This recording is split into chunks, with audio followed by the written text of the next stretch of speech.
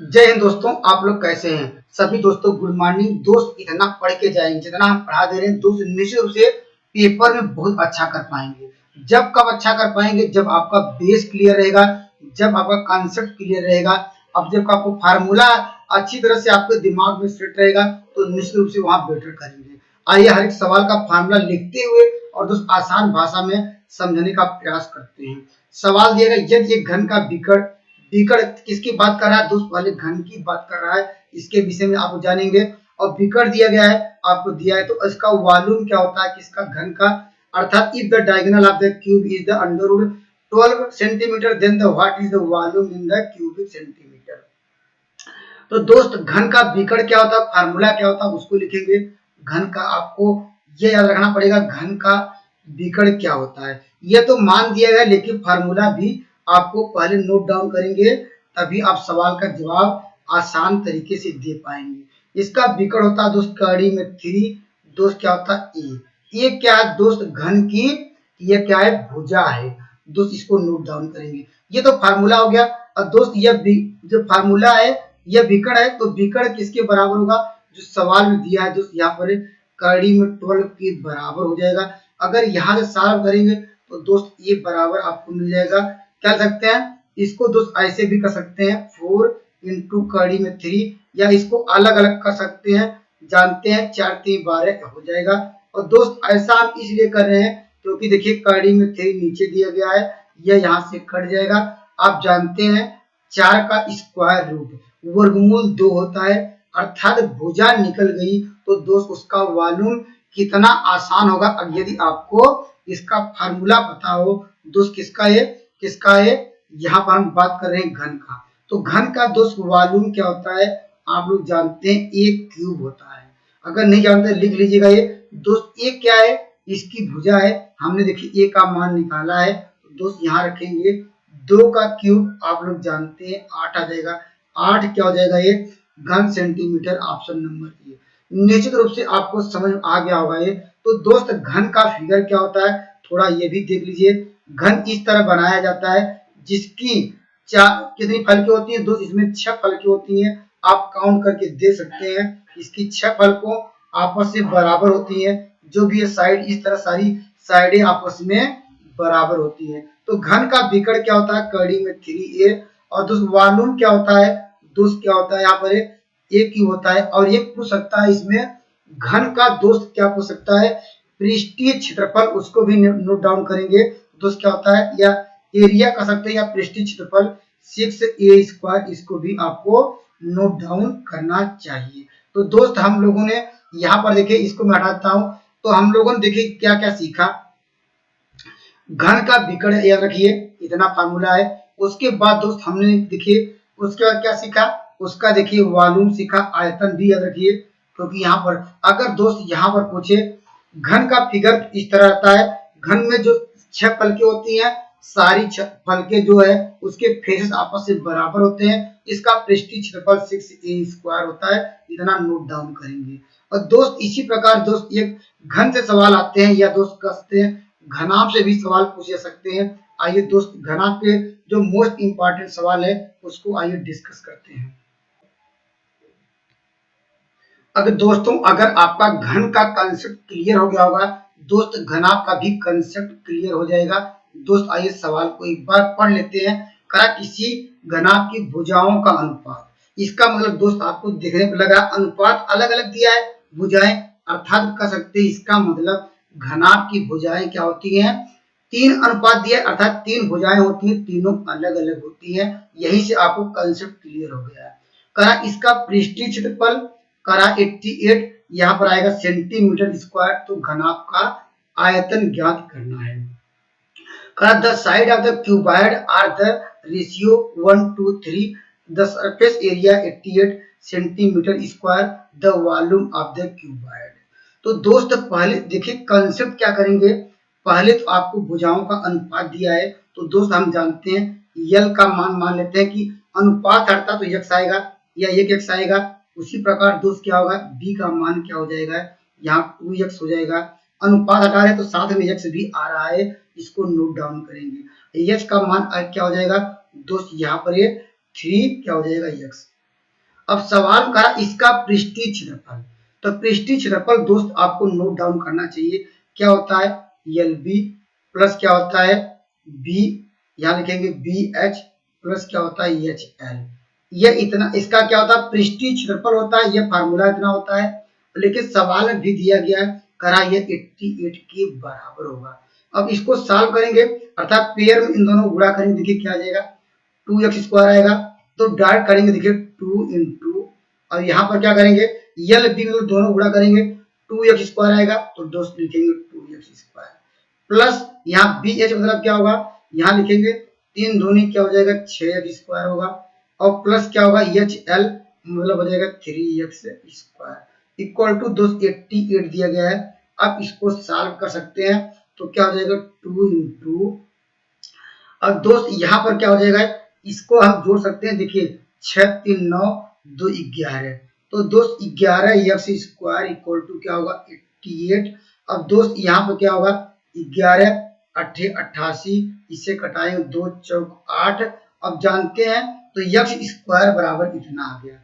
अगर x बराबर क्या हो जाएगा 2, जानते हैं 4 का वर्गमूल आपको मिल गया 2। अब सवाल पे चलते हैं और सवाल में क्या पूछ रहा है आयतन।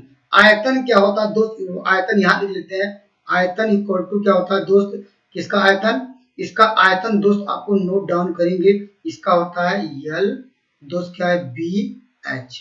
और दोस्त यहाँ पर मान रखेंगे आंसर आ जाएगा। तो दोस्त हमने देखे यहाँ x का मान रखेंगे क्या होगा, तो इसका मान कितने मिल जाएगा 2 मिल जाएगा। यहाँ पर रखेंगे क्या हो जाएगा, यहाँ पर रख रहे हैं b का मान, यहाँ रखेंगे x का मान 2 तो 4 मिल जाएगा। और दोस्त यहाँ पर h का मान क्या हो जाएगा 6 आ जाएगा। अब सबका मल्टीप्लाई करेंगे, देखिए 6 6 को 24, यहाँ मल्टीप्लाई करके ऐसे कर सकते हैं 4 दूनी 8 8 6 क्या हो जाएगा 48 48 क्या हो जाएगा यहाँ सेंटीमीटर क्यूब। ऑप्शन नंबर आपको मिल जाएगा ऑप्शन नंबर ए। आइए एक बार और समझ लेते हैं दोस्त। सवाल में देखिए आपको दिख रहा होगा, ये आपको यहाँ पर क्या दिया है, सवाल में दोस्त कह रहा कि इसकी भुजाओं का अनुपात। दोस्त इसका मतलब क्या है, घन में तो बराबर होती है, घना में भुजाएं अलग अलग होती हैं, तभी तो दोस्त अनुपात अलग अलग दिया है। तो हमने माना कि लंबाई L और चौड़ाई B और ऊंचाई H, तो दोस्त हमने अनुपात हटाया तो x 2x और 3x हो गया। और दोस्त सवाल में क्या पूछ रहा है, इसका पृष्ठीय क्षेत्रफल किसका दोस्त घनाभ का। तो घनाभ का पृष्ठीय क्षेत्रफल आप जानते हैं, नहीं जानते तो आपको लिखना पड़ेगा 2 इतना लिख लीजिएगा 2LB और क्या है 2LB plus BH plus EHL। अब दोस्त हमने मान उठा के रखा, इसको सॉल्व किया, दोस्त आया 11x², यहाँ 2 पहले से था फार्मूले में, अब इसको सॉल्व किया x का मान निकल गया। अब x का मान निकल गया, इसकी लंबाई निकल गई, यहाँ रखा 2 4 6 और वॉल्यूम पूछा है तो LBH होता है, इसमें रख दिया, सवाल का उत्तर आ गया। दोस्त निश्चित रूप से आपको कॉन्सेप्ट क्लियर हो गए होंगे। आइए दोस्त एक बहुत महत्वपूर्ण सवाल लेते हैं जो आपको लगातार पेपर में देखने को मिल रहे हैं। दोस्तों ये भी काफी इंपॉर्टेंट सवाल है दोस्त, इसका कंसेप्ट भी आसान है। आइए दोस्त इस सवाल का आंसर का कंसेप्ट समझते हैं। सवाल को दोस्त एक बार कंसेप्ट क्लियर हो जाएगा, बहुत बेटर कर पाएंगे। सवाल देखिए दिया गया है, एक व्यापारी अपने माल के बिक्री मूल्य क्रय मूल्य से 15% अधिक अंकित करता है और वो अपने माल को अंकित मूल्य से 12% कम पे बेचता है। आपको बताना उसका लाभ परसेंटेज क्या होगा। करा एक tender mark the selling price of the his goods 15% above the cost price. करा he sell is the good at the 12% less than the market price. His profit percentage is। दोस्त ये काफी इंपॉर्टेंट है। आइए सवाल को अब क्या क्या दिया है उसको समझते हुए लिखेंगे। ये व्यापारी अपने माल का बिक्री मूल्य क्रय मूल्य से, दोस्त किसकी बात कर दिया यहाँ से, क्रय मूल्य से 15% क्या है अधिक अंकित करता है, यहाँ समझना पड़ेगा। तो क्रय मूल्य मानते हैं दोस्त, क्रय मूल्य को मानते हैं कितना है, क्रय मूल्य मान लेते हैं कि दोस्त कितना है, यहाँ पर मानते हैं कि 100% है। क्या है दोस्त 100% मान लिया कि क्रय मूल्य 100% है। तो दोस्त क्रय मूल्य से कितना परसेंट आपको दिख रहा है 15% अधिक, तो अंकित मूल्य कितना हो जाएगा, तो दोस्त कहेंगे अंकित मूल्य आपको मिल जाएगा। अंकित मूल्य यहाँ पर लिखेंगे कितना हो जाएगा 100 से करा 15% अधिक, तो दोस्त क्या हो जाएगा 115 हो जाएगा, इसमें कोई डाउट नहीं है। अब देखिए क्या कहता है, फिर कहा अंकित मूल्य से, अंकित मूल्य हम लोगों ने मान लिया, निकाल लिया है क्रय मूल्य मान के, करा 12% कम पे बेचता है, तो दोस्त विक्रय मूल्य कितना हो जाएगा, तो यहाँ लिखेंगे विक्रय मूल्य कितना हो जाएगा, कराए जो अंकित मूल्य हमारे पास 115 है, कितना 12% कम, इसका मतलब 88, 100 में सबने 12 घटाया दोस्त, 88% पे वह बेचता होगा। अब इसको सॉल्व करिए, तो इसको कटाएंगे, ये किससे कट जाएगा, ये कट जाएगा, 5 से घटाएंगे तो कितना आ जाएगा, ये 30 आएगा, इसे घटाएंगे 5 से, तो दोस्त यहाँ पे 5 से घटाएंगे 20 होगा, इसको जब सॉल्व करेंगे तो आपको मिल जाएगा 101 दशमलव, आपको यहाँ पर मिल जाएगा 2 मिल जाएगा।